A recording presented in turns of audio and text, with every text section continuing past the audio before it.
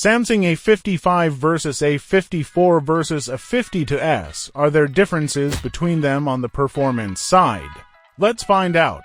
I am Roman Rarish, this is me. I use AI to produce the voice because it's much simpler for me. I don't speak English very well, plus it saves me time. So, what I say here is superimposed on my clip from the other channel in Romanian, that's why my lips move differently. Thanks for understanding. I started by entering in the usual applications and, as you have seen, there are no noticeable differences. These are the results I got in Geekbench 6. Honestly, it's no surprise to me, but many people don't know that the difference is so small to none. In 3D Wildlife Extreme Stress Test there are more noticeable differences, but still not big enough. That's my opinion. The battery is drained just as much on this test, although as you can see the A52s is an older and more worn phone. What is certain is that there is no overheating on these phones. All three entered into the game almost as quickly.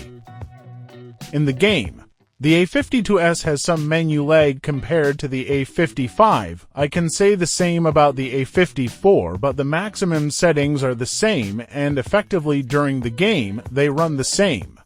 On the RAM management side, as you have seen, there are no differences. Although the A52s has 6 GB of RAM and the other to have 8 GB of RAM. I have to conclusions after these tests.